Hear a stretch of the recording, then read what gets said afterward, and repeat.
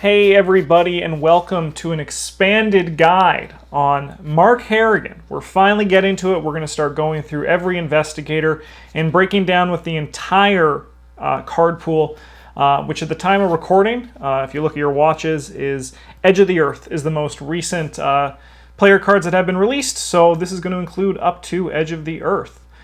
Travis did all the work for this. He broke down every cycle by relevant card. So Travis, All the work. You got the pictures. I did do the pictures. Yeah, I did do the slides. But we're going to talk about them. Some of the cards are going to be marked as staples, which is going to be a little elder sign. If you see a little elder sign on the card, that means you can go down into the video description to click our staples video to learn more about that card. And because we're not going to talk about guts in every video like we did in our new player guides.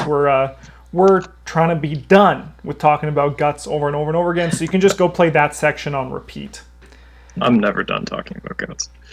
You know, I guess we really won't be either. We'll never be free of it. And then the last thing I got to bring up is there will be a deck list at the end, and all of these cards we're going to be talking as if there was no taboo list in mind. This is still a video focused on newer players. If they have an entire collection, what can I do to do the best with these investigators? So without further ado, Travis. I got one thing to say. Oh, about sure. Since this is the first video, I might explain some other ones as well. But,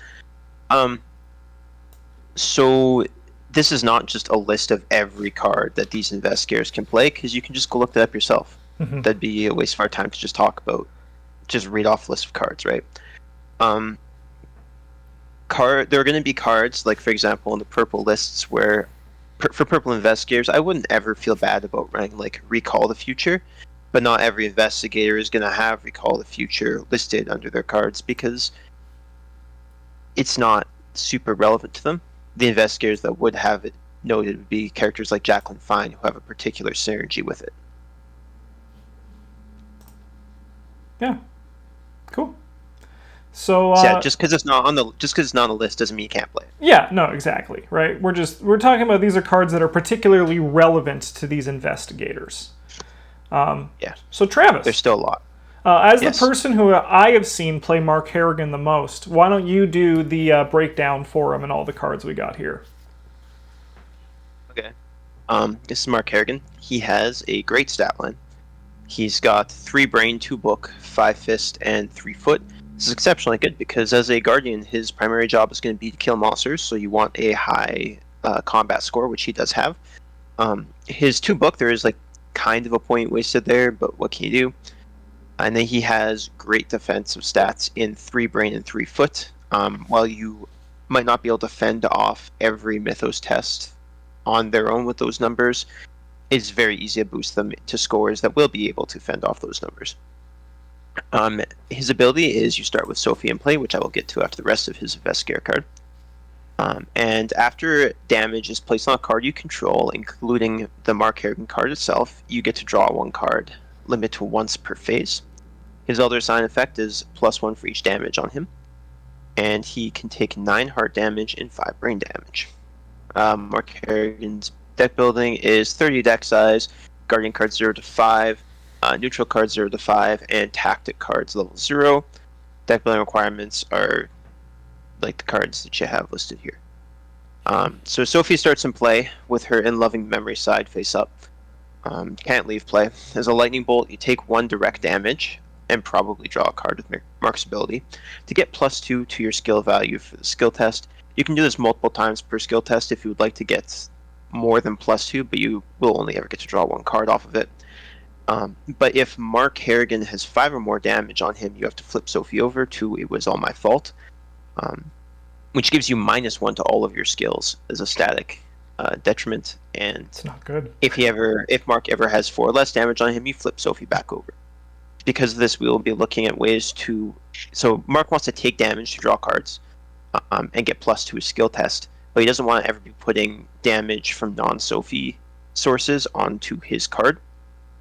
So Mark has place a higher value on healing options to potentially flip Sophie back over should the unthinkable happen, as well as high heart soak cards, so that way he never doesn't have to put more damage on his Investigator card than he needs to.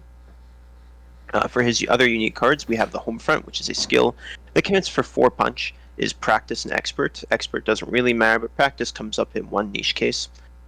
Mark Harrigan deck only, and if this skill test is successful during attack, you move 1 damage from Mark Harrigan to the attacked enemy. It's a really nice emergency way, built-in way to flip Sophie back over should you go a little bit over the edge. You can commit this to someone else's test, regardless of where you are, or I guess you have to be on their location anyway. So I was gonna say you can move the damage no matter where you are, but Yeah. it's like a super vicious blow that also heals Mark. You do have to have a damage on you to use it though. And lastly, we have Shell Shock, which is for every 2 damage on you, you take 1 horror. This one isn't, well, it looks scary because you're like, wow, I could have lots of heart damage on me and I don't have much horror. You're like, I could have 8 damage on me and take 4 horror from this card, but that's never going to happen because you don't, it's not direct horror, so you can just stick on your other garbage that you have laying around. But also, you never want to be in that situation. Like, yeah, you never want to have more than 4 damage on you, more than 5 damage on you. Yeah, if you're taking if you have 8 damage on you and this is dealing you 4 horror, you've probably already have lost the game before you even drew this. Like, it's looking bad for you. Yeah, this card is realistically going to deal on average like 1 horror to you. It's a super soft weakness, and honestly, you shouldn't worry about it at all. Yeah, he's not even lying. Like, I think I've seen this in the entirety of that I've seen Travis play this card. I think it's dealt 1 damage to him. Sorry, 1 horror to him. Probably. Yeah. Yeah. It is also always worth paying attention to whether it will kill you or not, because if it will, maybe you don't want to draw the extra cards anymore until you find a way to fix that. Yeah, like the card draw is optional. So yeah, things that Mark has going for him, he has a great stat line. He's got fantastic jawline if you check out the art on the home front. And Sophie is also a very big boon to you, giving you, it's just free unexpected courages. That's sweet. You get like 5 free unexpected courages a game. Some of his weaknesses though are he has a bit of a subpar card pool, being mostly limited to Guardian cards. He does get some flexibility in his tactic options, but not nearly as much as some of the other investigators who get 0 to 2 in a second color or something like that. Sometimes it's hard to play the game because you're looking at his art, you're distracted by sexy Mark Harrigan. And then of course there's Sophie, who, while being an incredible boon, also effectively makes you a 5/5 investigator in your health and your sanity, as opposed to the 9/5 that is advertised. Yeah. All right, let's head on over to talking about the cards, starting with you guys can do core set. Yeah, from the core set. So, Bryn, I'll pass these ones to you. You can do these ones. Right on. All right, we got the 45 automatic. It's a 4-costed asset that we can use to deal extra damage when we're fighting things. We got 5 punch. We want to be using that punch score. Just more efficient. We got B-Cup. He's pretty much just in every blue deck. Gives you +1 punch. Is good. The machete. See what I said about the 45. It's Copy-paste. Yeah, pretty much.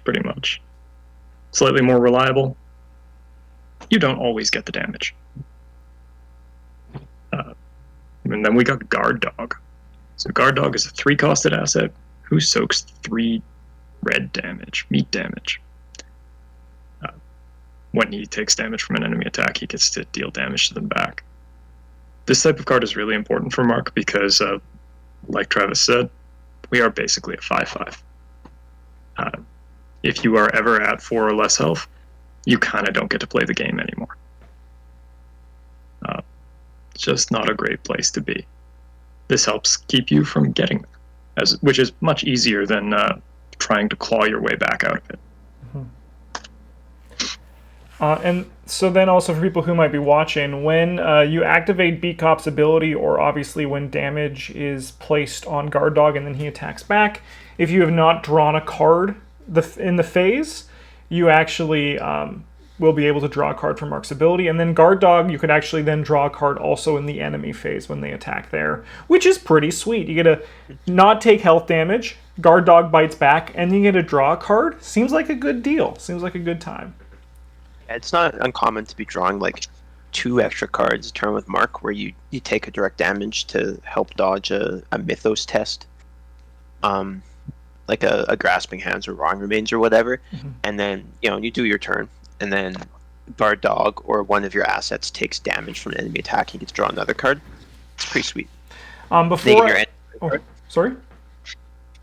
And then you get your end of turn card too. Yes, yeah.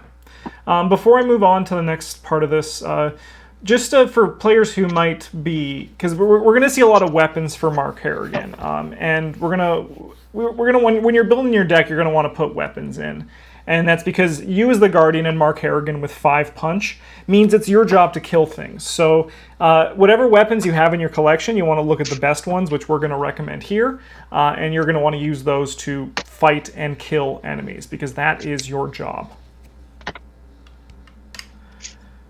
Vicious Blow is a skill that will let you deal more damage. As you can see, these are all marked with the staples, so if you want to see a greater detailed discussion about that, go down to the video description.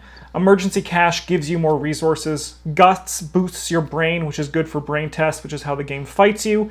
And Overpower gives you more Fist, which, as I said, you're using to fight and kill things, so, do that more. And it also replaces itself after you're successful, and you will be successful because you have 5 Fist. We got Unexpected Courage here. This is just 2 to any test, just a great staple. And you can use it to help others, you can help yourself, just a good card. Now we got 2 of the off-color tactics that Mark Harrigan can run that are available for you in the core set. We got Elusive, which is 2 resources, fast, and disengage from each enemy engaged with you and move to a reveal location with no enemies. This is a pretty powerful effect. With Mark, your job is to kill enemies, so you're not as scared of them as others, but the movement that comes with this card is really nice. Cunning Distraction, 5 cost, automatically evade all enemies your location. It's expensive, but there are ways for you to gain resources in this class that we'll see later on. And this is just a good panic button that you could use if you guys are overwhelmed. You can press this button with Mark and then have the enemies just be like, okay, see ya, we're gonna eat this chicken for a bit. Also got fantastic commit symbols for a level 0 card. Yeah, definitely. It's a guts. Or one of anything else. Yes. Extra ammunition. You're going to be firing your guns. And if you are running guns, you're going to want more ammo, and extra ammunition is a way to do that. If you're not running guns, you don't need to worry about extra ammunition because you don't have ammo to deal with. But if you want to shoot more of your guns, this is a way to do it. Travis, I'll pass these ones to you. Okay. We got Police Badge. This is 3 cost asset. Takes up your accessory slot, which is nice because there isn't a ton of competition for that with Guardians. 2 experience put in your deck. Commits for Brain and Wild. You get +1 Brain Waltz in play, which is really nice. And then, which is mostly what you're going to be playing it for, to be honest. But then, as a Lightning Bolt, when any Investigator doesn't have to be used, take their turn, you can discard to give that Investigator 2 additional actions this turn, which is really great if you just need to, slog your way through, all through enemies this turn. This is your job. Or maybe, you need those clues this turn. You can just give 2 additional actions to your clue getter. Good way to make up some tempo there. We got level 2 B-Cop. This guy is also in the Staples video, but I'm going to make a special note here to talk about him from Mark because there's a little bit of extra synergy where B-Cop deals damage to itself to deal damage to an enemy at your location, and Mark gets to draw a card off that, which is pretty sweet. It's also a Lightning Bolt, so you can use it in phases that you haven't already used his ability. It's very flexible to get that extra card draw in. Next, you have the Shotgun. This is a 5 cost firearm. The cost 4 experience put into your deck. It takes up 2 hand slots. Not even Mark can wield a shotgun with 1 hand. Commits for 2 punch symbols. Only 2 ammo, though. As an action, you spend an ammo to fight. You get +3 punch for the attack. And instead of its standard damage, the attack deals 1 damage for each point you succeed by, to a minimum of 1 and a maximum of 5. And then, also the same damage for shooting another Investigator accidentally. One thing to note. with custom Yes. ammunition. The uses 2 ammo is not the maximum. It's just what it comes in with. You can have more ammo on your shotgun than just 2. So that's not. Yeah, you can play a shotgun, then play extra ammunition, and have 5 Yeah. to roll around with. This is a really good boss monster killer. Mm-hmm. Not super great for picking off random enemies. Ghouls and rats and acolytes and whatnot. But, if you got kills, some young dark ones or I don't know, some deep one bulls or whatever, this is a fantastic weapon to do that with. Mark is one of the better users of this card with his already high punch, ensuring that he will be able to succeed by enough to make it worth it. Last card here is the Elder Sign Amulet. Sorry, Bryn, do you have something else you want to say? Oh, yeah, no, the shotgun's also really good for killing rats and cultists, though, if you want them to know they've been shot. Yeah. That's all. Yeah. Just rolling around Midnight Masks, leaving bits of acolyte all over. Yeah. Just all over blowing them Arkham. up for fun. Like, why not, man? Get out of here and don't come back. Yeah. Yeah. You know what you did. Then we get the Elder Sign Amulet here. This again takes up the accessory slot as an alternative to the police badge. 3 experience to put into your deck, 2 money to play. Commits for Brain and Wild. Very flexible symbols as we talked about. No effect, but it will take 4 brain damage for you, which is good when you only have 5. That's like double your brain damage. Yeah.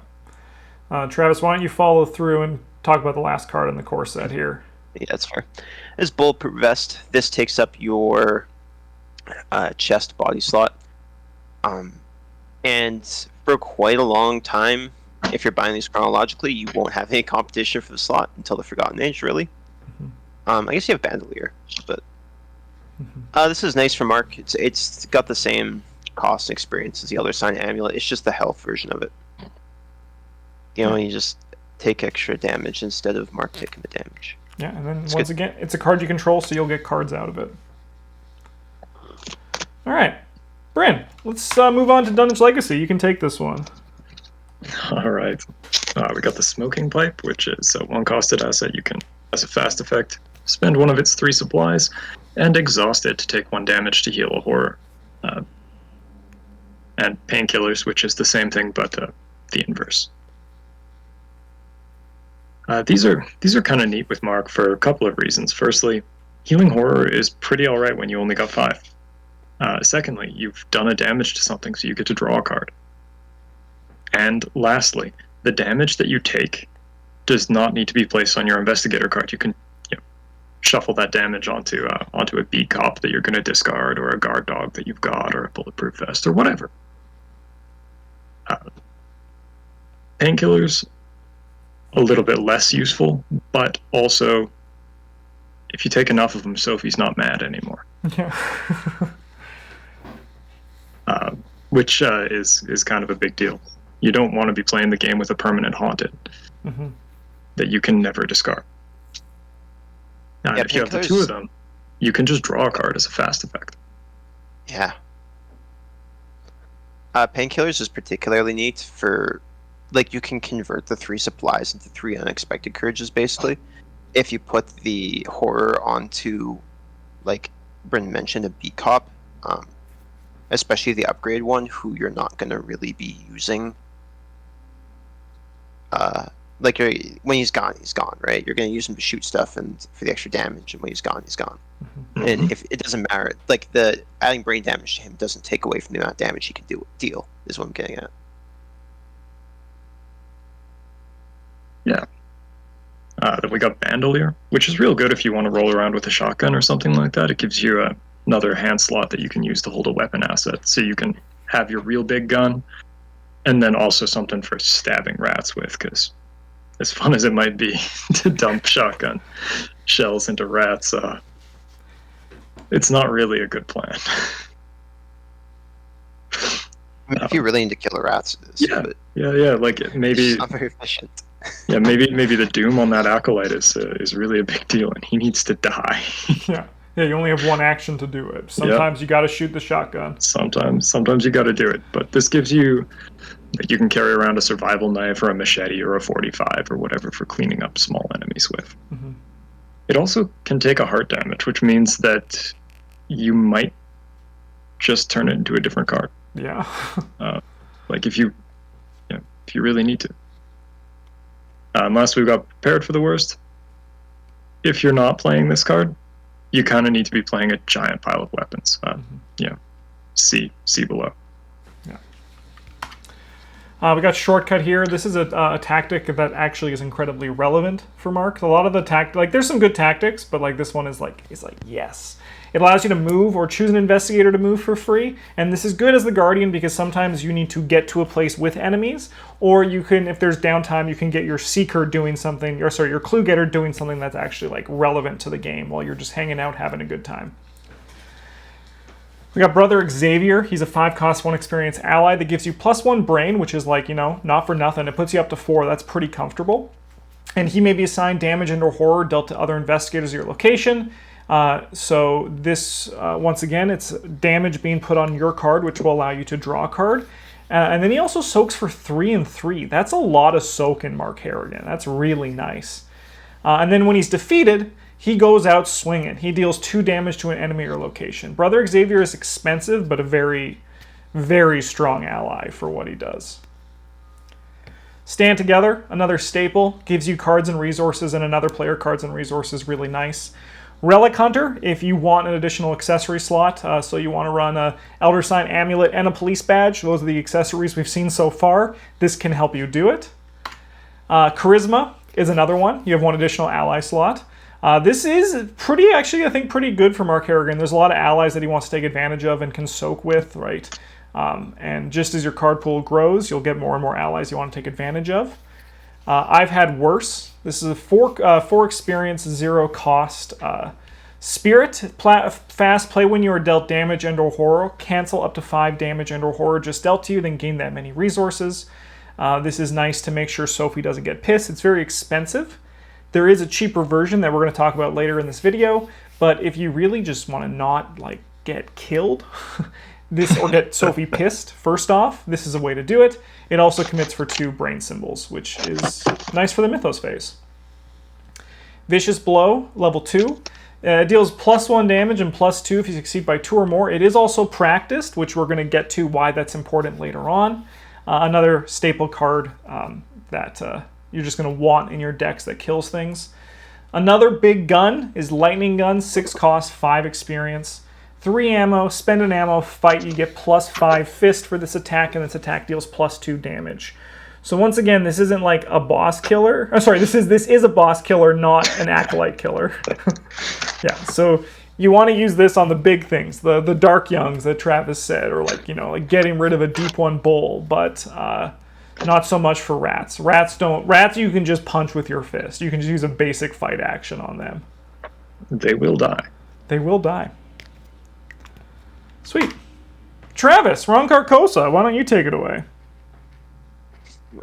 32 Colt. This is Mark's home cycle, by the way, so expect to see some solid cards for him here. But 32 Colt is weapon that costs 3 to play, commits for 1 punch. It's a firearm. It has 6 ammo. As an action, you spend ammo to fight. You deal +1 damage for this attack. Takes up 1 hand slot. This is the weapon for Mark, the basic one that you include in his deck when you get this cycle. Obviously intended for him, and you won't see this weapon on many other Guardian lists because it doesn't give you a booster punch, which is like a little bit subpar compared to some of the other investigators. But Mark having a natural 5 fist makes it a really solid option for him, as he does not need to work to get up to make his combat number real. And the 6 ammo is more efficient than some other options.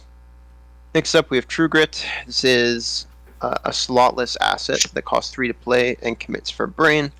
Can be assigned damage dealt to other investigators at your location, and it can take 3 heart damage and no brain damage.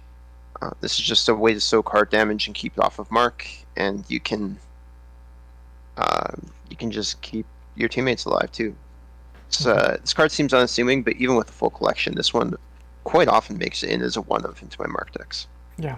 But, then we got Let Me Handle This. This one is from the Staples list as well.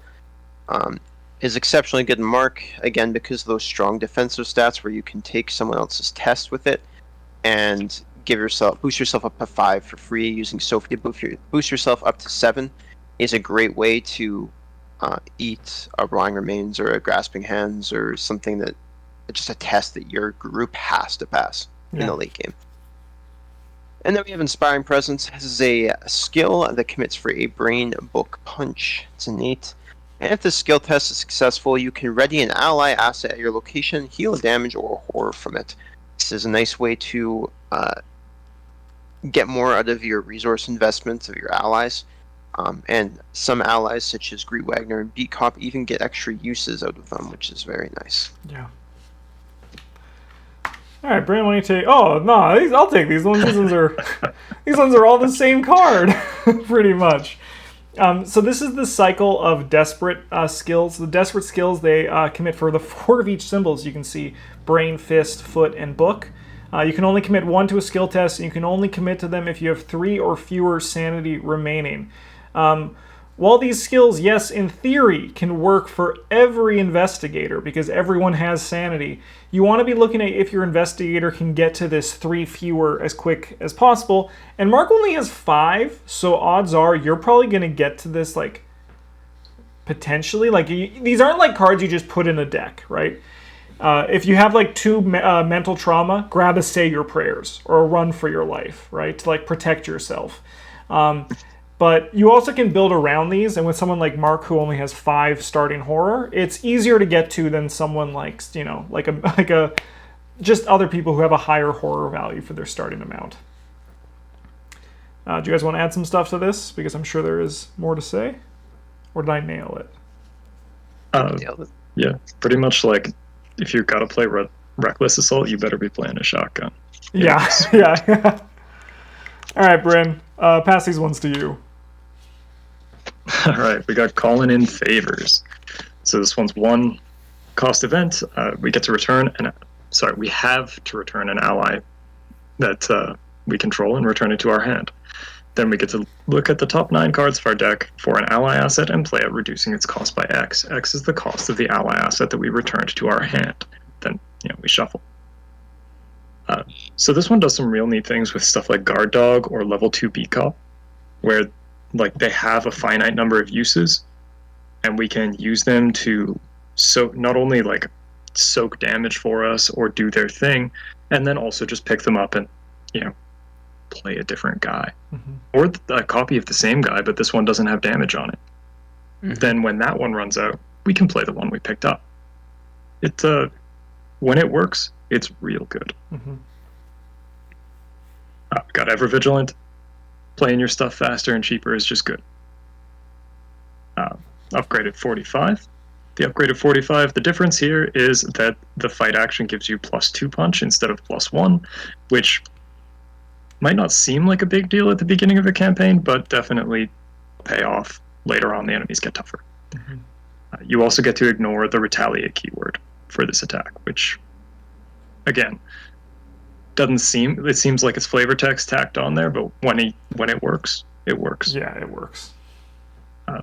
We got First Aid. It's 2 level 3, uses 4 supplies. If it has no supplies, we discard it. As an action, we spend 1 supply to heal a damage and a horror from an investigator or an ally asset at your location. So you can use this for a multitude of things. There are many green allies blue allies. We're playing blue. I'm not colorblind, I promise. That use their health as a resource to do a thing. So you can use this to refresh them. You can use this to dig yourself out of a hole you might have put yourself into. Flip Sophie back over. You can use this to keep your teammates alive. It's pretty good. It's just pretty good. It's also a nice, like, normally the action it's not super efficient, but as a guardian you will have turns where there's nothing to fight, and it's a nice thing to do on those turns. We got Stick to the Plan. This one's on a staple, and a thing to note about here that we didn't really talk about in the staple video is that this cares about tactics, which happens to be the splash trait that Mark can take. So there's a bit of relevance there for that, in addition to, like, just the Guardian's grab, prepared for the worst, ever vigilant, and or emergency cash, and there's something else that you can do there with Mark. We got Armor of Ardennis. This is a 4 cost, 5 experience that takes up the body slot. And it's basically just like Sophie is never going to be pissed again. Sophie, how can she be angry when Mark's wearing the armor of Ardennis, right?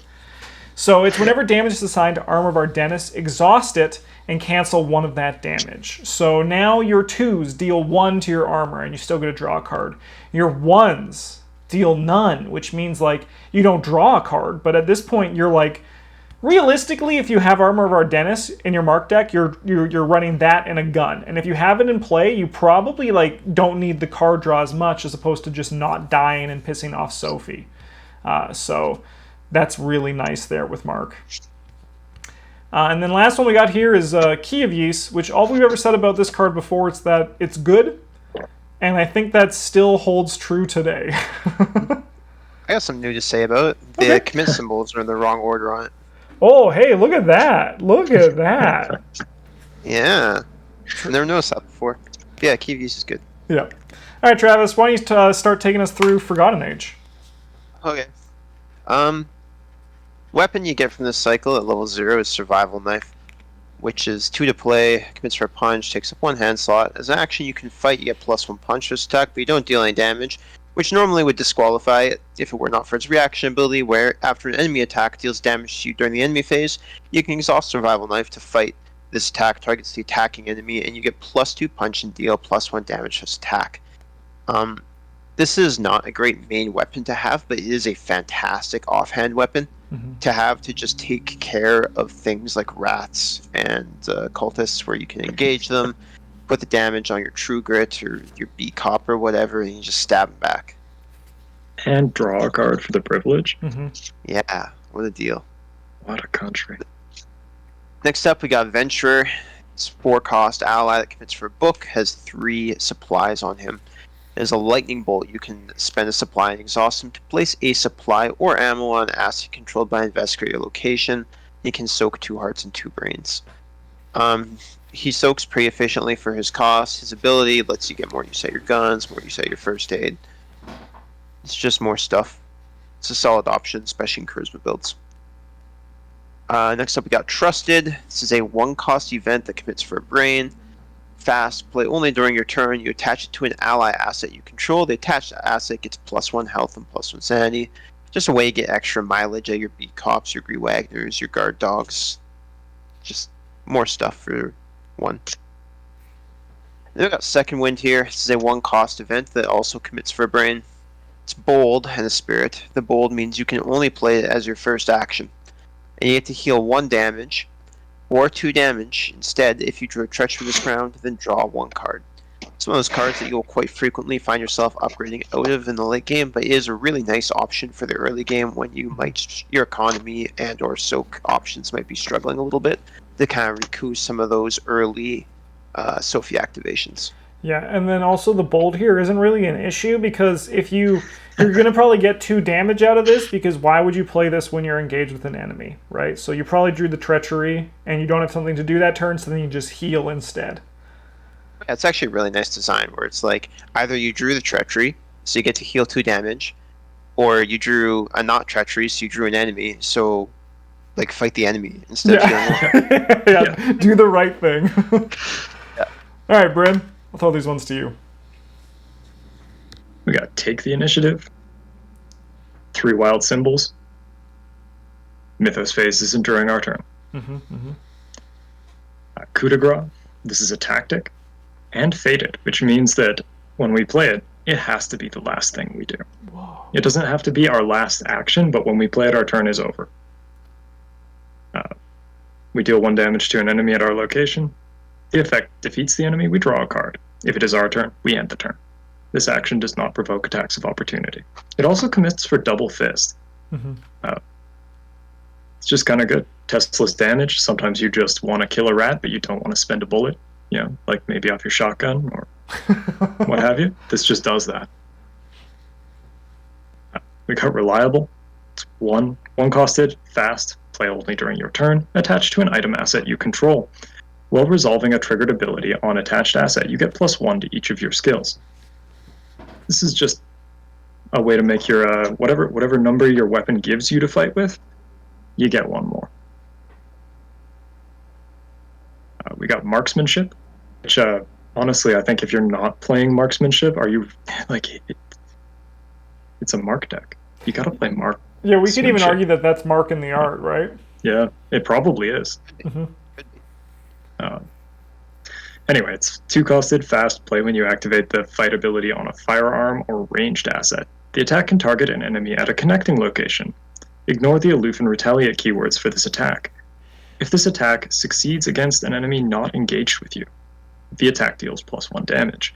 So there's a lot of things going on here, but quick rundown on it. We can use it to save several actions by targeting an aloof enemy that is not at our location. We don't even need to move there and engage it. It is also a vicious blow, assuming we're not engaged with the enemy. And sometimes you just get to ignore retaliate. Yeah. Retaliate is scary. It can be, yeah. It can be very spooky. Yeah. Yeah, not all the time, obviously. Some retaliate enemies are like little babies, but yeah. We got Well Prepared. This is a 2-cost, 2-experience asset that you can exhaust it and choose an asset you control. And then you get plus X skill value for this skill test, where X is number of matching skill icons on the chosen asset. That could work for, say, like something like, hey, that flamethrower at the end of this page. Get +2 fists to all your tests. Doesn't that sound fun? Yeah, and there's just a lot of assets you're going to have in play. It's +3. Oh, it is +3? It's got a wild, yeah. It doesn't ignore the wild. Oh, there we go. Look at that. Wild symbols. Dang, Yodel does, but we're not talking about Yodel today, so I'm going to shut the F up. This is really good because even your allies can have icons that are relevant to you. Like some of them will probably have brain icons on them, and that can help you in the Mythos phase, which is really nice. Well Prepared is just like a nice little boost to your stats in an asset-heavy build, which Mark Harrigan is likely going to be when you build them. Custom ammunition, 3-cost, 3 experience, attached to a firearm asset and place 2 ammo on that asset. When you perform an attack against a monster enemy, it deals +1 damage. This is not good for every campaign, but there are campaigns when there's a lot of monsters. The Forgotten Age, for example, is one of them. Snake people happen to be monsters more often than not. And this is just a good way to kind of give you more ammo for your weapons and then also boost it up a bit. Yeah. There are a lot more monsters than you think there might be. Mm-hmm. And they mostly have lots of health. Yeah. Time Worn Brand is the beat stick, 5 cost, 5 experience. You just fight and deal +1 damage for each of your attacks. You get +2, so you're going to attack at 7. It's just always hit, always deal 2 damage, always attack at 7, which is a really high number. You can also exhaust it to add your brain, so now you're attacking at 10, and it deals +3 damage, and if the attack defeats an elite enemy, draw 3 cards, max once per game. Pretty juicy. Flamethrower should have the staple sign on it, because we did talk about this in the video. But, it takes up your body slot, which we had some kind of things there, like Armor of Ardennis and body armor, or bulletproof vest, rather. But this one is such a fun weapon. You get +4 fist for the attack, and when it's successful, instead of its standard damage, you may assign up to 4 damage among enemies engaged with you. Oh. Just burn everything. Could kill a lot of rats, man. Yeah. Oh, get a bunch of rats and acolytes in a room and just light up. All right. Travis, round of the Circle Undone. Why don't you start us here? Okay. We got Steadfast. This is a skill that commits for a brain and a fist, and while you have 5 or more remaining health and sanity, it gains brain and a fist. And while you have 10 or more remaining health and sanity, it gains 2 brains and 2 fists for a total of 3 and 3. This should always at least be a guts and or an overpower without the card draw. Because if you have less than 5 total remaining health and sanity as Mark, you're in a really bad place. Yes. It's dark times. But quite frequently, this one is a slightly less restrictive take the initiative. Mm-hmm. In some cases, you get 3 brain during the Mythos phase. You get 3 punch during your turn. Solid skill.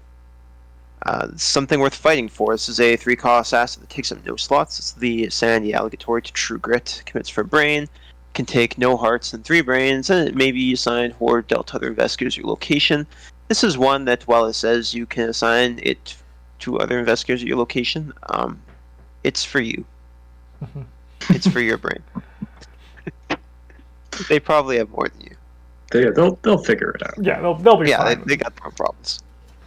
Then we got Warning Shot. This is one of the tactics we keep talking about. It's a 2-cost event that commits for a fist and a foot, and there's additional cost to play Warning Shot. You spend an ammo from a firearm asset you control. You move all non-elite enemies at your location to a connecting location. This action does not provoke attacks of opportunity. This is a nice way to set up for a couple of things. Like, it's a little bit gimmicky, but it's a good way to collect a bunch of low-tier enemies so you can flamethrower them down or dynamite blast them into oblivion. It's a nice panic button if you're really getting swamped. Like maybe you had an enemy left over from last round, and like you and the other guy at your location both drew an enemy or something like that, and you need to, especially in the Forgotten, like some campaigns, like later in the Forgotten Age, you just need to get out. This is a great way to do that. Yeah. Act of Desperation. This is an off-color tactic. Wow. 0-cost event that commits for 2 punch. Always great to see. And there's an additional cost to play Act of Desperation. You choose and discard an item asset that takes up at least 1 hand slot from your play area. You get to fight with plus X combat and deal plus 1 damage for this attack, where X is the chosen asset's printed resource cost. And if you succeed and the asset was in your play area, you get to gain X resources. Okay, sorry. You can discard the card from your hand as well, but you won't get the resources if you throw it away. This is a really good use of expended firearms for Mark, where you get to throw your pistol at them, you get your money back, and you still get an attack out of it. It's a pretty solid card overall. Yeah. All right, Bryn. Pass these ones to you. All right, we got the Hallowed Mirror, which is a 2-costed asset, takes up our accessory slot, limit 1 per deck. Forced after it enters play, we search our bonded cards for 3 copies of Soothing Melody, put 1 in our hand, and shuffle the other 2 into our deck. If the Hallowed Mirror leaves play, then we have to find each of those copies and remove them from the game, even if they are out of play. Yeah, like I'm not actually certain how you'd make that happen, but regardless, the Soothing Melody is a 0-costed event that commits for almost a wild symbol. It is bonded to the Hallowed Mirror. Its effect is heal 2 damage or 2 horror, or any combination thereof, from among investigators and or ally assets at your location. Draw 1 card. So this does a lot of the things that we've talked about wanting to do. We can use this to reset the value on our allies, like healing a guard dog so then he can fight more stuff, healing a beat cop so that we can use him to arrest more people, healing a Gret Wagner, so then we can get more clues with her. We can also use it to keep our teammates alive, which as a guardian is part of our job, and we can use it to keep Sophie from getting pissed. Yeah. I'm mad at you. What if I show you this, sing you this song? All right, that's fine. What if I sung you a song? Yeah, just kind of good. Next up, we got the 45 Thompson. It is a 6-costed, which is, yes, a lot. Asset. It uses 5 ammo. As an action, you can spend an ammo to fight. You get plus 2 punch and deal plus 1 damage for this attack. It takes up both your hand slots. It is like, if you're playing big guns, you want to get access to a bigger gun as soon as possible, and 5 ammo is a pretty hefty count. You can tell that this is good in Mark because it's in his art. Yes, sir. The reason that we really have this is because we want to upgrade it to the level 2 version, which is or 3 version, yeah, whatever. It's basically the same thing. If it were level 2, it would be better, because you could play it. Yeah, a lot. That's kind of the reason it's level 3. That is the reason it's level 3. It is 6-costed, it uses 5 ammo. Ammo from the 45 Thompson is placed in your resource pool as resources when you spend it. And as an action, same as before, you spend an ammo, fight plus 2, and deal plus 1 damage. This weapon is really good if you're going to play with the tactic build where you put more ammo onto your weapons, because this will just pay for every event you want to do. You want to play that will put more ammo on it. Hey, and you fire your warning shot with your 45 Thompson, you get the money back, baby. Yeah. It's good for any sort of an ammo manipulating build. Yeah. All right. We got Enchanted Blade. This is the Mystic and Guardian one, the level 0. Uses 3 charges, 3 costs, takes up your hand and your spell slot, which is Mark you really don't give an F about. Fight, you get +1 fist for this attack. As additional cost to initiate this ability, you may spend 1 charge to empower the blade. If you do, you get +1 fist and deal +1 damage for this attack. This has three attacks that you can do +1 damage with, but otherwise it's just like an attack at 6, which can be good for, like, you know, killing acolytes. Now you're up 3 when you're fighting with them and you don't need to spend charges for it. That's kind of nice.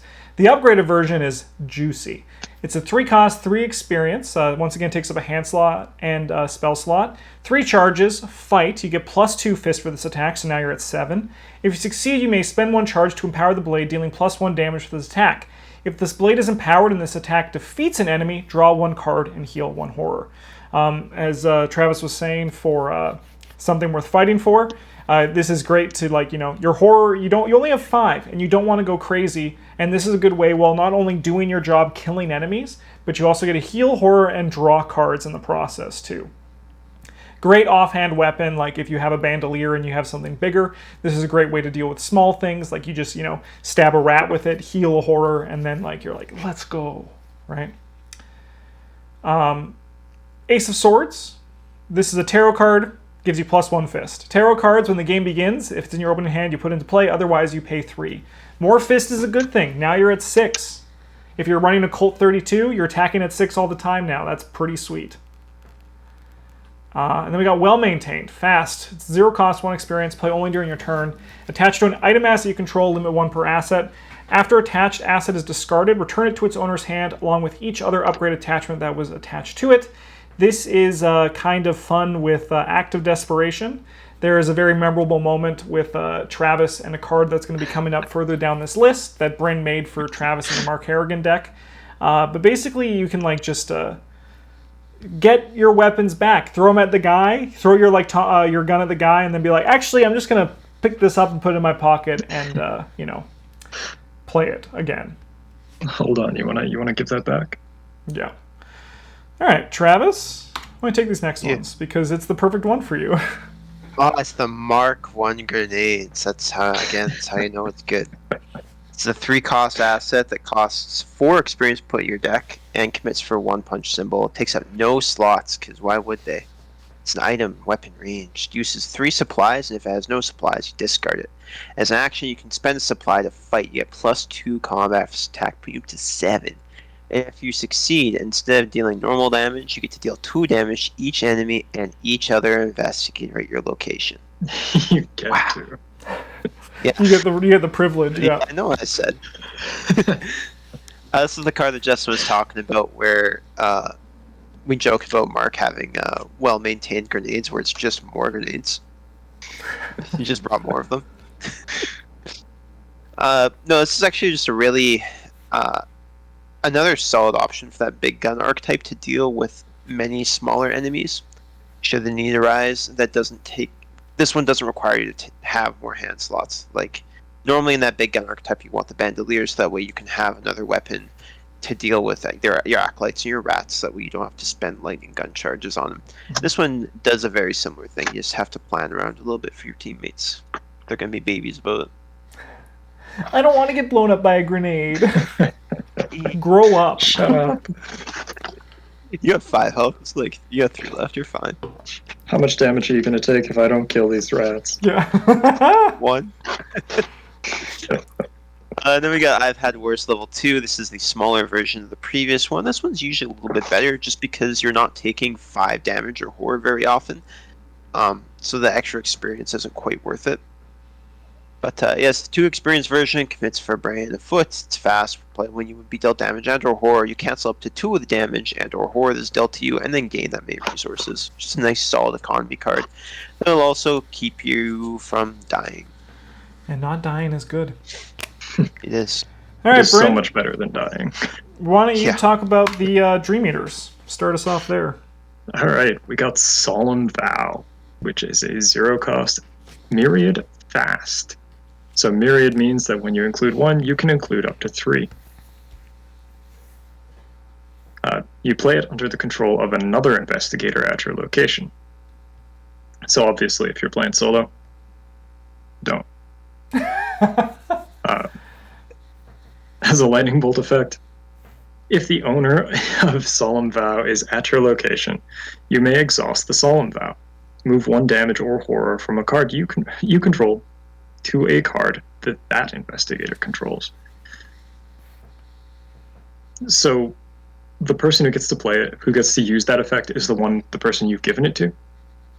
And they will likely be moving red damage onto your assets that can take it, which in turn will draw you a card for the low investment of pretty close to nothing. It also commits for 2 brain. Sea Gods. This card gets real spicy with Mark Harrigan if somebody else on your team is also playing Solemn Vow, and you can both have a Solemn Vow that belongs to the other person. And then you can just like freely move damage back and forth. Yeah, I don't want it. And you just get to draw cards forever. We got First Watch. It's a 1-costed event. Fast play when the draw encounter cards step of the Mythos phase would begin. Instead of drawing those cards, you get to look at them and deal them out however you see fit. Only 1 to each investigator who isn't you. However, you can deal more than 1 to yourself if you would like to. So just a good way to make sure that you get the enemies and other people get the horror damage dealing cards. Protects you, protects everybody else. It's good. We got Daring. Commits for 3 wild. It can be committed only to a skill test during an attack or evasion attempt against an enemy. That enemy gains Retaliate and Alert for the duration of the skill test. After the skill test ends, draw a card. I know I said Retaliate can be scary, but when you're testing at 8 before you get to add your weapon in, you're not gonna fail. Yeah, it's not that spooky. Yeah, it doesn't matter. Last up, we got Tetsuo Mori. He's a 3-costed ally. He may be assigned damage and/or horror dealt to other investigators who are at your location. He is only a 2/2, so he can't take that much, but when he is defeated, you get to choose an investigator at your location. That investigator searches either their discard pile or the top 9 cards of their deck for an item asset and adds it to their hand. Then you shuffle the deck if it was searched. You can use this card with the Act of Desperation to effectively just reload your weapon, where you toss it into the discard pile for an attack, you get all the money back, Tetsuo dies, you search your discard pile for it, you're like, oh no, back in my hand. Poor Tetsuo. Yeah, he exists to die. Yeah. He's a great ally, though. He's very strong. He is very strong. All right, I think this next one's me. Okay, let God sort them out. All right, so this is a tactic. Play only during one of your turns in which you defeat a total of 6 or more health. Add Let God sort them out to the victory display and immediately end your turn. So it's another faded card. When earning experience during the resolution of this scenario, you alone earn 1 additional experience because you did all the hard work. Normally this card's it doesn't really have a home, but if it has a home, it's in Mark Harrigan and Tony Morgan, because you have 5 fists, so it's you're going to be fighting things anyway, and then you can kind of choose the pace you have. In addition, you're going to have Soak, which means that if you need to take a turn off and have this big enemy hit you, you can just take a turn off, and then, next turn be like, all right, buddy, let God sort them out, and then, just absolutely, kill the dude. It is possible here. Normally we're not too hot on this card, but I think with someone like Mark, because you have 5 fist, a lot of weapons and soak, and you can kind of dictate the pace, it can have a home there. Yeah, if you're playing some sort of warning shot pile, you can use warning shot to stack a bunch of guys up and then walk in with your flamethrower. Yeah, burn them all up. Or whatever thing you have. Yeah, grenades also would do great for that too. Yeah. Grenades too. Practice makes perfect. This is a 1-cost event. This is the thing that cares about the practice cards. Play during a skill test to your location. It's fast. Search the top 9 cards of your deck for a practice skill and commit it to this skill test, if able. Shuffle the remaining cards back into your deck, and after this test ends, if it was successful, add the skill to your hand instead of discarding it. This works really well with the home front because, what's better than playing that card once? Playing it twice. In addition, Vicious Blow is also practiced, and some juicy damage there is pretty sweet. I can't recall any other notable. Leadership is another one that we're going to get to coming up on this cycle. These are all Overpower. very relevant cards. Overpower. Sorry, which one? Yeah. Overpower, take the initiative. Overpower. I always instinctively think it is innate, but it is practiced. Yeah. And then take the initiative. So there's a lot of great skills that you can pick with practice makes perfect with Mark. It's very powerful in his deck. Fool Me Once. It's a 1-cost, 1 experience insight tactic event. Fast. Play after when you would resolve a treachery card after resolving any of its effects. Put Fool Me Once in play in your play area and attach that treachery to it. When an investigator draws a copy of a attached treachery card, discard Fool Me Once and cancel that card's revelation effect. This is a way to mitigate some of the pain out of the Mythos deck, and it's kind of like a way of going about it as a Guardian. We got Safeguard. This is a 2-cost, 2 experience talent. During another investigator's turn, you can exhaust it, and for the remainder of that investigator's turn, as they move from your location to a connecting location, you may move to that location as well. As the goon, you want to spend time punching. You want to punch. So less time you have to spend moving around. Like you could just like hitch a ride with your Seeker and the enemy comes with you. Because it's not a move action. You're not taking a move action to do this. You're just moving with them. You can use that to then like just spend your turn sticking with the party, protecting your Seeker when there's no enemy. But if there is an enemy, using your time now to punch and kill that enemy. Travis. Yeah. Take these ones. This is leadership level 2. This is a really nice economy card for Mark. It's a skill that commits for a wild, and if it's committed to a skill test being performed by another investigator, it gains a brain and a wild symbol, so it'll be an unexpected courage or a guts +1. And if the skill test is successful, you get to gain 2 resources, and if you commit it to a test performed by another investigator, they also get 2 resources. This is a great target for practice makes perfect. You get some pretty solid Mythos protection for both you and your, I guess it's like mostly you, because take initiative can only be yours, but Yeah, you can't make someone else take the initiative.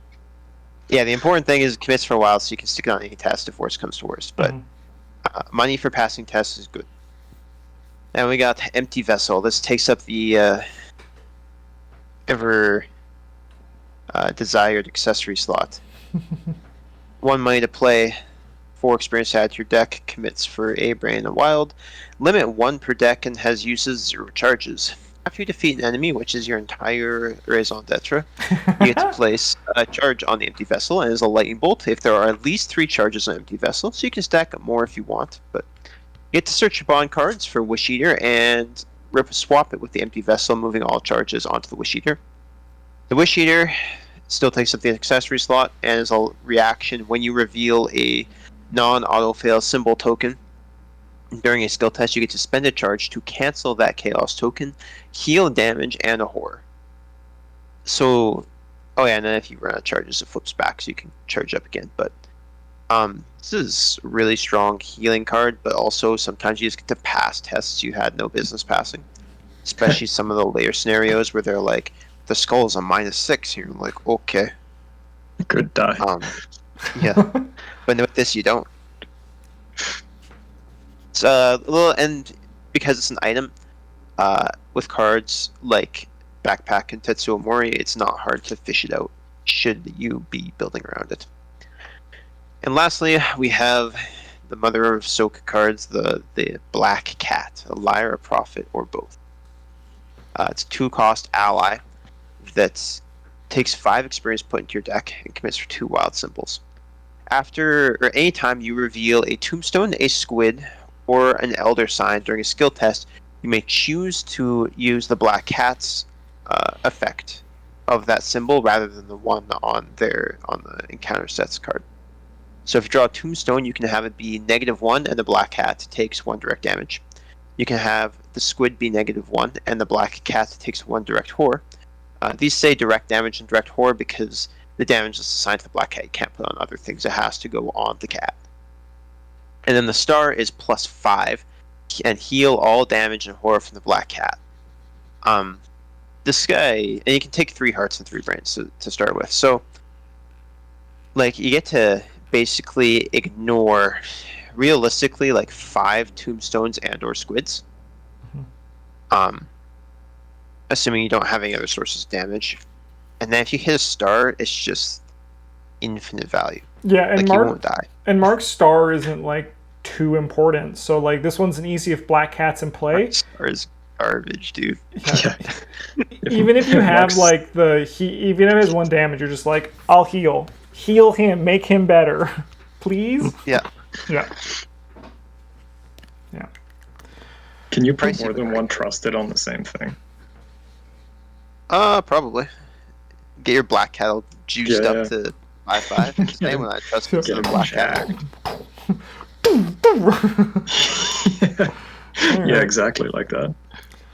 Okay, we're on the Innsmouth cards. So, wow, I have to write an hour. All right. So with these ones, there's a big part of the Innsmouth cycle which cares about the blessed and cursed things.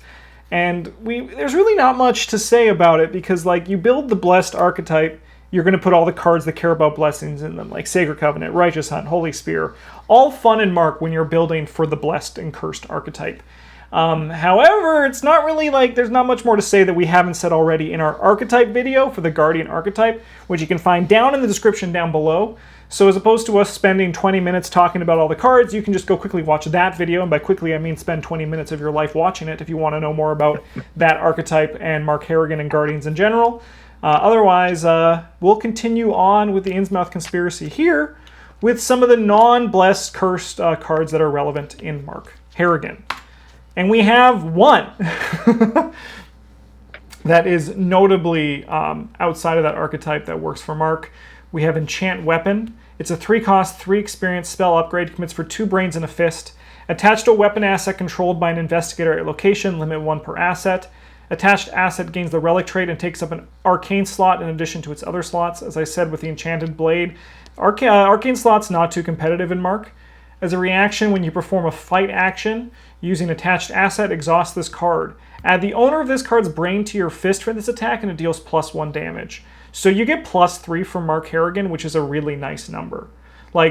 That's worth the experience and the cost for this because you get +3 on a test a turn and then it also deals +1 damage in addition to whatever other damage modifiers you have with the weapon that it's attached to. If you have a reliable attached to the weapon that this is attached to, and you are fighting with it, you get +4 instead. God. It's kind of neat. Is it important? Probably not, but it's a lot. It's kind of cool. Yeah, you get the reliable, and then also don't you get your reliable when you also are doing the fist part of it too? So you actually get an additional +2 from reliable. Yeah. Wow. I was gonna say I forgot to earmark this card for you, Justin. But there is one card that is technically part of the Blessed archetype that is quite good in Mark, which is the level 2 Holy Rosary. It's a 2-cost asset that takes up your accessory slot, 2 experience put into your deck, and then after you pass a brain test on a treachery card, you can exhaust it to add 2 Blessed tokens to the bag, and it can soak 2 brain damage for you. It's just a nice way, like having 4 brain is a real nice place to be defensively. Yeah. Soaks brain damage if you need it, and then the blessed chits are just gravy. Heck yeah. Yeah, actually that's the one that can go on like any Guardian outside of the blessed. That card is just freaking bonkers. It is. All right, now you guys get to watch us, everybody. Are you ready? Talk about the Edge of the Earth cards. And we're still going. Yep. So with this one, we're probably going to talk like less about them than the other ones because we have at this point, it hasn't released in Canada. We have no experience with these cards. So we're just going to kind of talk about them as we can understand by reading the cards and what we know about Mark Harrigan. So Bryn, it is your turn. I'm going to have you start with Edge of the Earth. Why don't you give it a go? All right. So we've got the Sledgehammer. It's a 3-costed weapon. Takes up both your hand slots, which is a bit of a steep price. But we can just fight enemies. We get +1 to our punch. -1. Or -1 to our punch and deal +1 damage. But, the damage is why we're there. That's what we want. And as a double action, we can get +2 to our punch and deal +2 damage for the attack. That's not always going to be worth it, but some enemies have 3 hit points. Mm-hmm. A lot of these are 3 hit points. Yeah. Yeah. And just extra damage with no actual cap on how many times we can use it. That's a good thing. Mm-hmm. Next up, we got Medical Student. Which is a 2-costed ally. As a reaction effect, after it enters play, you heal 1 damage and 1 horror from an investigator or ally asset at your location. So this card, where this really shines is because of our passive ability, where we can play this to heal damage off ourselves, and then she just takes damage for us, and we get to draw a card to replace it. Mm-hmm. And that makes it pretty good. I think she's actually really good, Mark. Mm-hmm. I agree. Yeah. Then we got Get Behind Me, which is a 0-cost event, fast, play during any lightning bolt window until the end of the phase. Whenever an enemy would attack another investigator at your location, it attacks you instead, then engages you. Cancel 1 horror dealt by each attack made in this way. There are enemies that deal only 1 horror, and this is just an easy and fast way to engage them. But also, when you play this card, if you take damage, you're drawing a card to replace it, so it is literally free. Mm-hmm. Also plays very, very nicely with Flamethrower. Yes. Yeah. This is true. This is true. The more actions you spend fighting, the less enemies there will be left to fight. And we got Toe-to-Toe, 0. Fight. This attack deals +1 damage and is automatically successful. As an additional cost to perform this attack, the chosen enemy makes an attack against you. We're probably already playing a lot of cards that can soak damage for us, so that's not really a cost. And secondly, if we're putting the enemy's attack on a guard dog, we can just kill a 3 health enemy for the low price of no cards and no test. Do you know what this... Because we draw to replace it. This makes me excited to use this on the Brotherhood cultist from the Forgotten Age and just be like, see ya! Get him out of here! I don't care if you have 7 fight, you're dead! Oh, man, yeah. Yeah. Yeah. All right, I want Travis. that axe that guy's got in the art. Go back. Yeah, to this. really. Oh yeah, no, we need that That'd Holy be Axe Fantasy Flight games. Where's our Holy Axe weapon? It doesn't have to be a holy axe. It could be any kind of axe. Yeah, Literally. ornate replica axe that just hits really hard. Yeah. All right, Travis, why don't you take these ones? We got the Sled Dog, 3-cost asset, takes up your ally slot, takes 2 hearts and 2 brains. You can include up to 4 copies of Sled Dog in your deck. Up to 2 Sled Dogs take up a single ally slot. As an action, you can exhaust it to move X times, or you have to exhaust X Sled Dogs to move and move X times. And you can also exhaust X Sled Dogs to fight and get +X for this attack. And instead of standard damage, attack deals X damage. This is just like a solid, pretty flexible ally. You can it takes work to set up, to dig them out. But you can play Calling in Favors and make it a little easier, but get some action economy from the movement. You can use the attack to give you a little boost to make sure you can get out, kill those 1 health enemies real easily. It's an ally that can, like, another option to make up for the downsides of the 2-handed big gun archetype. Yeah. Next up, we got Dodge. It's a 0-cost event, 2 experience, commits for brain, foot. It's a tactic. Wow. And fast. You play an enemy attacks and investigate your location. You have to cancel the attack. And then you have to test foot 1. If you succeed, you get to deal 1 damage to the enemy. Mark's got pretty solid foot, so like if you want to play Dodge, this is an okay upgrade. Then we got Combat Train, which Mark literally has. It's a Composure. It's 0 to play, 3 experience put in your deck. Commits for 2 fists and 2 feet. Very nice to play alongside, well prepared. Fast, limit 1 composure on play. You just get +1 fist and +1 foot. Non-direct damage and horror must be assigned to Combat Training before it can be assigned to your Investigator card. That does not preclude you from assigning it to other cards, though. So yeah, you can just put this in play, and like it takes 3 hearts and 1 brain. Sorry, I'm getting ahead of myself. As a lightning bolt, you can spend a resource to gather +1 fist or +1 foot to a test.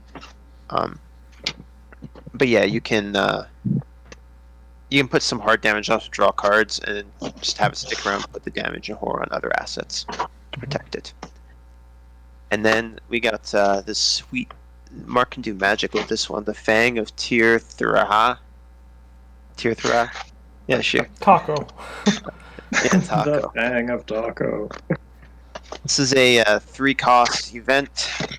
4 experience, put your deck, commits for 2 punch or 2 foot. Nice symbols.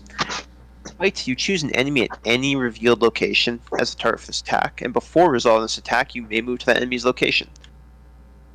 You add your foot to your punch for this attack, and this attack deals +3 damage. You get to attack at 8. Like, this card is incredibly flexible. It kills 4 health enemies. You're attacking at 8. Like, more if you want to use Sophie's ability. You can use it to regroup with your team. You can use it to just, like, if you're 2 locations away and you're engaged to an enemy, you can use it to just pick off the monster that your Seeker drew this turn. Dude, and still, like, just kill your guy. Card just seems This card sick. is... It does. It's 4 experience, but it's, like... It's sick, yeah. Seems sweet. Yeah. That's going to be so good on big maps. Oh my god. Yeah. Yeah, we're going to have a lot of comments like that where we're like, oh, this card seems awesome because we haven't played with them yet, so... Alright, we got Butterfly Swords, the level 2 and the level 5 version. Both cost 3. They both take up 2 hand slots. As an action on the level 2, you fight. You get +1 fist with this attack. After this attack, you may exhaust Butterfly Swords to fight again. Adding your foot to the skill value for this attack deals +1 damage. So this essentially means that you get it for 1 action, you take 2 attacks. Because you're... You know, that's what it is, right?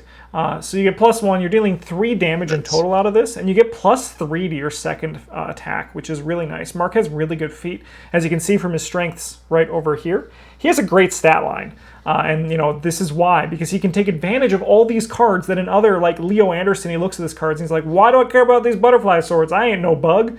But Mark Harrigan, he sees the value in his cards, and he can take advantage of this to get like.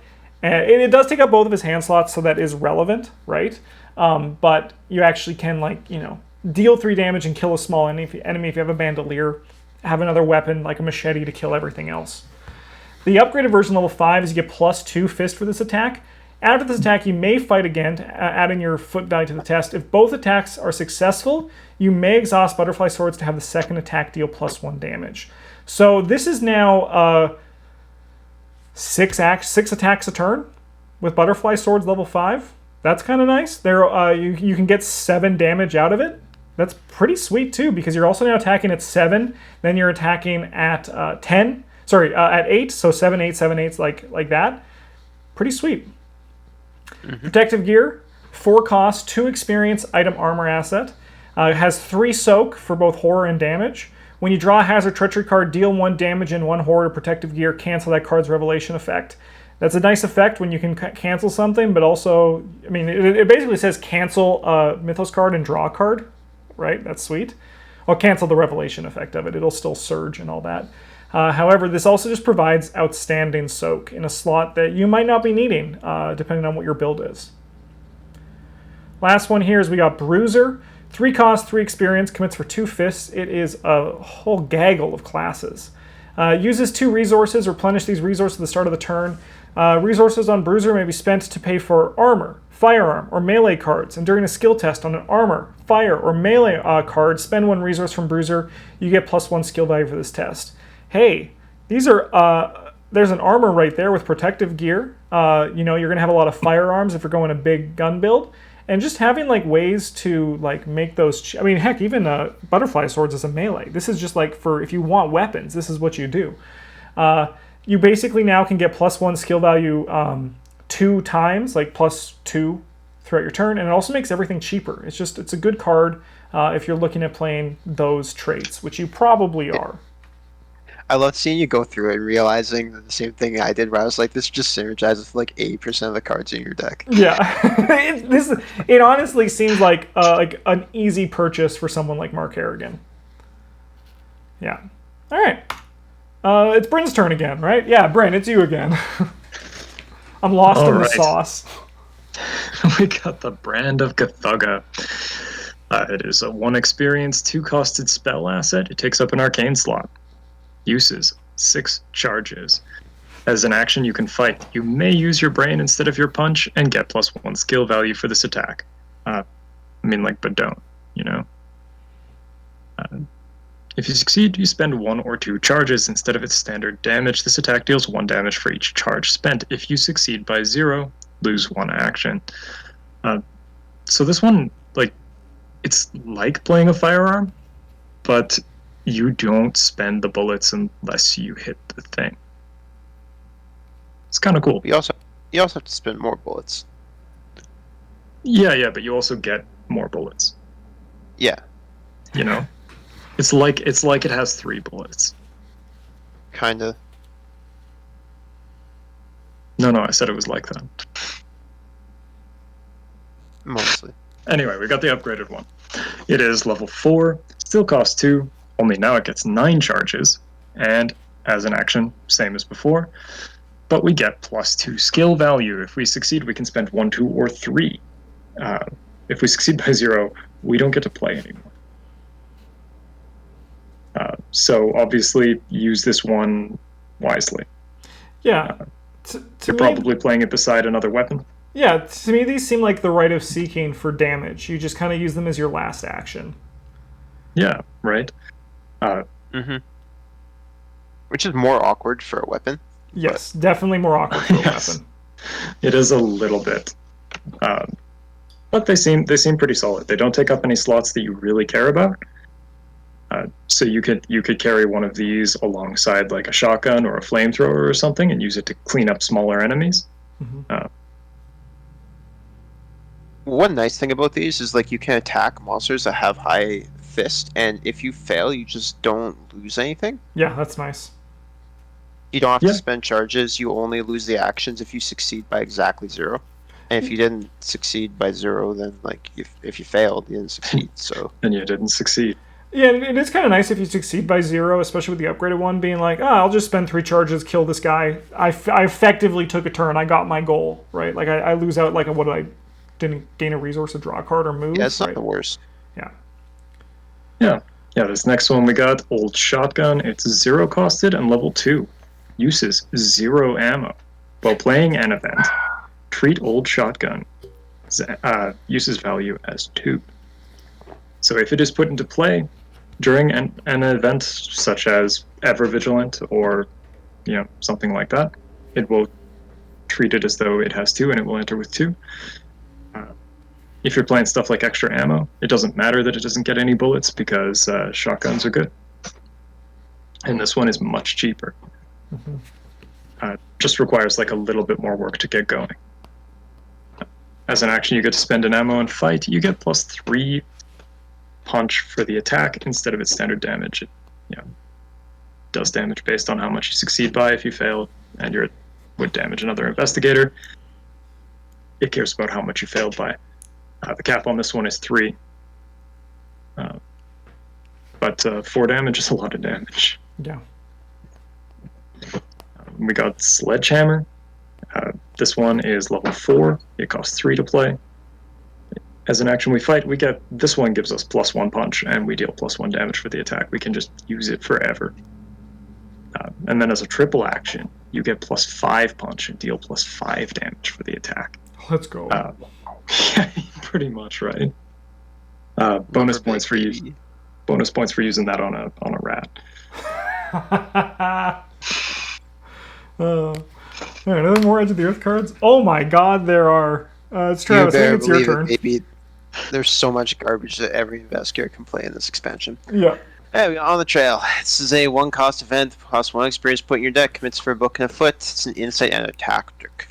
Choose an enemy at a location other than yours, and you can either move twice towards that enemy or discover a clue at any empty location between you and the chosen enemy along the shortest path to reach that enemy. It's a nice movement card, or alternatively, you can just use it as a bit of to pick up a clue in a pinch.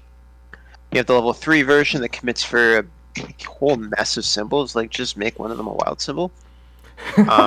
You have to choose an enemy at any location other than yours. You move twice towards that enemy. You also get to discover 1 clue at each location you entered by this effect. That's a lot of action economy, especially doing something that Mark can't normally do. This is a really this card works really good with some of the encounter sets, like the Cultist, where the Acolyte spawns some godforsaken location. You just get to walk over there. For one action, you get to move to him, grab 1 or 2 clues off the locations you pass through, and then just like murder him. Lots of action efficiency there. Then we got Snipe. This could also be Mark. It's clearly not, but it could be. It's a 0 cost event that costs 1 experience. Commits for a fist and a foot. Tactic. Wow. During the next fight action, you perform this turn using a ranged or firearm asset that treat each of the symbol tokens you reveal as a 0 token. This action does not provoke attacks of opportunity. This is not fast and will eat one of your actions for the turn, but it is worth it to ensure a maximum damage or drastically increase your odds of like a max damage shotgun shot or something like that, which is ironic. Yep. Then the last card we have here is the Circle Undone. It's a 5 cost assets, an item, a relic, a weapon, and melee. 5 experience to put into your deck. Commits for 2 brains, 2 fists, takes up 2 hand slots. As an action, you can fight, add your brain to your skill value for this attack. You deal +1 damage for this attack. If you succeed and the enemy is non-elite, you may move it 1 location away from you. And if you succeed by 3 or more, you can instead deal +2 damage and may move the enemy up to 2 locations away from you. Get the F out of here, rats. Yeah. So there's like some neat things. Like, this card actually isn't great at actually killing things. But there are some like really fun things you can do with it. First of all, you get to attack at 8 base, because again, Mark's got that great stat line. But you can like smack an enemy 2 away from you, assuming it survives, and then use On the Trail to like run back up to it, suck up some clues, and then just hit him again. Oh, that's so sick. That's so funny. Get out of here. No, come back here. Yeah, wait. I know. I need to kill that guy. If you have you can like beat up one guy with your hammer, and then like smack the other guy into an adjacent location, so that either he doesn't hit you, or you can like pass him off to your Flex Investigator to finish him off on his turn. Justin, you like big numbers. I do. So here's the play. Okay. You play your Cyclopean Hammer. You put reliable on it, so you get +1 to all your skills while you're using it. So it's already worth +2. Let's rock. And then you put enchanted weapon on it. Let's go. And you're just like, game, you can't beat me with real numbers. Yes. And a large number, you're not wrong. Yeah. Yeah, I mean, it is, yeah, no. Cyclopean Hammer is sick. There's better things, though, that just, like, kill things, though. Like, it is, like, you look at it like, hey, this is basically just, like, Time Worn Brand. It just hits stick on the top mode, right? But it costs 5 to play, so you just have to remember that, too. Yeah, right, I think this card is cooler than it is good. I think most of the time you're better off just, like, absolutely crushing them with the sledgehammer. But yeah, I agree. Yeah. It is also a relic, though. It is cool. Travis is not lying there. You get to hit ghosts so hard that they won't ever have existed in the first place. Yep. Yeah, that's kind of neat. All right, we got 2 more Edge of the Earth cards here. We got Sweeping Kick. This is a 1 cost, 1 experience, Spheric Tactic. Trick, it's a tactic. Whoa. But an on-color one, so less whoa, but still whoa. Commits for a fist and a foot. Fight. Add your foot to the skill value for this attack. This attack deals +1 damage. If you succeed, automatically evade the attacked enemy. Hey, man, attack at 8 and then, like, evade that dude? Not a bad deal. Not a bad deal. It's also a tactic, so, that's fun. And then we got Defensive Stance. While it is in your hand, you make or committed to a skill test, it gains fist equal to your foot or foot equal to your fist. So this either gives you 3 fist or 5 foot, assuming you have no other modifiers for it. Getting to 6 foot is relevant, and if you're, like, going shotgun, getting up to 8 without any other bonuses from like other things in the shotgun itself is also something to consider. It gives you 5 foot. You go up to 8 foot. Yeah, you get to go thank you. Up yes, to 8 yeah. foot. It gives you 8. Yeah, so you go up to 8 for each of them. Synergy, balance, equality. Of note that this one is practiced. However, it does not work with practice makes perfect because It'll have no symbols while you are looking at it through your deck, so you cannot commit it to the test. Okay. I should say you could commit to any kind of test, cowards. 5 more slides, Justin. That's it. All right. Whose turn is it? Brian, why don't you take it? You know Bandolier. Right on. I We like got these Bandolier level 2. Largely same as the first, except that we now have 2 additional hand slots for weapons. If we have weapons that fill at least 2 of our hand slots, we get +1 brain. Otherwise, it's kind of the same card. It's just a nice quality of life upgrade. Got the Blackjack level 2. If you ever play Blackjack level 1 in your deck, we will mail Travis to your house to call you a rinky-dink scrub. It is bad. Level 2 is not bad. The difference being that this one does extra damage. As an action you fight, you get +2 punch for the attack. If you perform the attack against an enemy engaged with another investigator, you deal +1 damage for the attack and no damage on failure. Which is, I think, Justin's favorite line of text, actually. Yeah. I like trusting my friends and then not realizing I shouldn't have trusted them. It's just a solid weapon. We got the upgraded 32 Colt. This one costs 1 less money, but 2 experience. We still get the same 6 ammo and the same text of spend an ammo to fight, deal +1 damage. The new part here is that as a lightning bolt, we can spend a resource to return it to our hand, so we can just keep shooting people, forever. It's the one gun that you can reload just on your own. Yeah, right. You can just actually have brought more bullets with you. Yeah. We got the upgraded survival knife. This one, again, largely a quality of life upgrade over its sibling. We get +2 punch for the attack on its basic fight action instead of +1, and as a reaction, we still get to fight the attacking enemy, but we get to resolve our attack first. So if we kill the attacking enemy with our survival knife, they no longer get to attack on account of they are dead. I love that weapon. It's real good. Good weapon. All right, Travis. Take these ones. You sound tired, Justin. This is from the newest set, the Return to the Circle Undone. You can tell because the art's all garbage because I had to steal them from the Tabletop Simulator mod. Amazing. We get the level 3 Hollowed Mirror. This one commits for 2 brains, and the changes here are as a reaction when you play a copy of Soothing Melody, either change the 2 on the card to 3, or you get to shuffle into your deck instead of discarding it. And also, when it leaves play, you don't have to get rid of the Soothing Melodies. They just get to stay in your deck. You just don't get the bonus for them. We got the Star 17.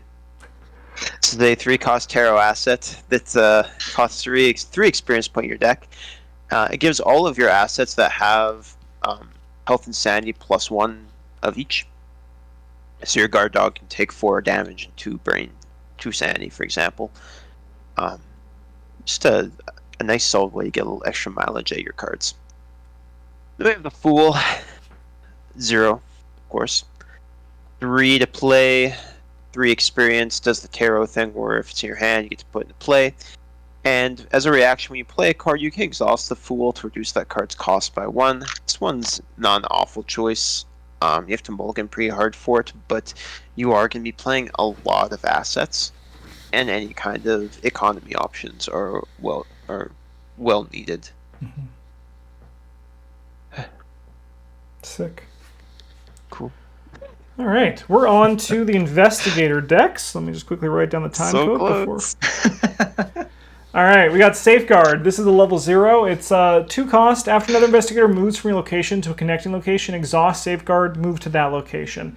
So the difference is here, it's not every time they move, and you also enter the location after them. So if they enter a location with an enemy, they're going to grab the enemy before you actually can get in there to, guard them safely. Just something to be aware of. Clean them out. 0 cost, Spirit Tactic, Fight. When the action begins, gain 2 resources. Hey, this one's not bad with Mark because your fight is 5. So like this is like great for attacking an acolyte or a rat and, getting resources out of it in the process. Get over here. 2-cost event, Spirit and a Tactic. Engage and fight. Choose a non-elite enemy at location or connecting location. Move that enemy to your location, engage it, and attack it. So this is essentially like you get a free action because you get the dude to come, and then you also get to punch the dude, so you get a bunch of, you get an action out of it. And once again, your fist is 5, so it's the basic fight isn't really like that much of a risk here with Mark. And if you miss, you can just like then be like, I was just getting started, then you pull out a gun and actually shoot the guy in the head. Oh, and then we got a staple. I feel like it's been so long. Yeah, it's been a while. Stand together, just get some resources. Level 01 is really nice for a starting deck. Just both you and that Investigator gain resources. Really nice. Bryn. Got Get Over Here level 2. The difference is that this one can be played during any lightning bolt window, I believe. Mm-hmm. And you can choose from up to 2 locations away. It's just good. Yeah, it's just good. Like, you ever been playing the game and your Kluver's like, oh no, I drew a thing and I'm forever away from you, and you're like, you dummy. But like, you shouldn't be that far away from me. Yeah. The other one isn't fast either. The level 01, which is probably why I didn't make the list. No, the level 01 was on the last slide, wasn't it? It was. Oh yeah. Yeah. I promise I'm paying attention. I guess. I'm not. Yeah. Anyway, it's the same as the first, only it doesn't even cost you an action. You can gain up to like 3-ish actions with this. Mm-hmm. We got Taunt, level 3. 1-cost fast, play during any lightning bolt window. Engage any number of enemies at your location. For each enemy engaged this way, deal it 1 damage and draw 1 card. You could kill any number of rats with this. It's just the way of it. Mm-hmm. But also, it's mostly better unless you're playing the blackjack for the enemies to be engaged with you. This one also has a hot mess of symbols it could be committed for. Yeah, it does, yeah. We got Physical Training level 4. Uses, it's 2-costed. Uses 2 resources. Replenish these resources at the start of each round. As a lightning bolt, spend 1 resource from your resource pool or from Physical Training. You get +1 brain or +1 punch for this skill test. Both good things. Firstly, see guts. Secondly, if you're playing this as a complement to something like the 32 Colt, it will give you that punch buff that the Colt is missing. We got level 2 Overpower. Second verse, same as the first. Got 3 punch and draw 2 cards instead. Yeah. And you will probably succeed by 2 or more very, very easily. You got to succeed by 2 or more, but like you're getting +3 punch. You get to go up to 8. Yeah, number big. It's probably going to work out. Yeah. Travis, we've made it. Wow. We've made it. Why don't you talk a bit about the example starting deck list that you have here for Mark Harrigan? Yeah, so for these lists for this series, I aimed at just building very generic lists that you could go into any number of directions with and had potentially easily substitutable cards. If you wanted to build, for example, like if you want to go super heavy into the big gun, heavy firearm archetype, maybe you want to start with like the 45 Thompson as opposed to your machetes or something like that, but just a nice starting point that can go in a lot of different directions. But yeah, we got our 145 on the Mac, 2 machetes, and an enchanted blade for our, and 2 prepared for the worst, basically. They're functionally weapons. As weapons to be able to kill things with, because that's important. Then we got quite a few allies here. Actually, we got 2 beat cops, 2 Tetsuo Moris, and 2 medical students who I actually think is quite good in Mark. Actually made, apart from new expansion, I actually made the list. Wow. We gotta let me handle this again. protect your teammates. Emergency cash because money is important. Shortcut because it's just a good card. Stand together again. The money is important. And we have a practice makes perfect package with 2 leaderships, 2 overpowers, 2 take the initiatives, 2 vicious blows, and the home front all being practiced. Looking at this list, like the only real important upgrade that you really should do if you're taking this straight from the box is to upgrade the leaderships to level 2, get the extra economy out of them because they're a little bit lackluster. They're fine at level 0, they're a little lackluster, and having them be level 2 is really strong. Other than that, you can kind of just go wherever you want with this. Yeah. I've never played Mark Harrigan. You should. He's fun. Yeah, nice. Seems fun. Maybe I will. Maybe I will. You made it, Justin. I'll just use this deck. Then I don't even need to think. I know, that's the great thing about these. I was like, man, am I going to play? And I have to think of a deck for them? And I was like, no, I don't.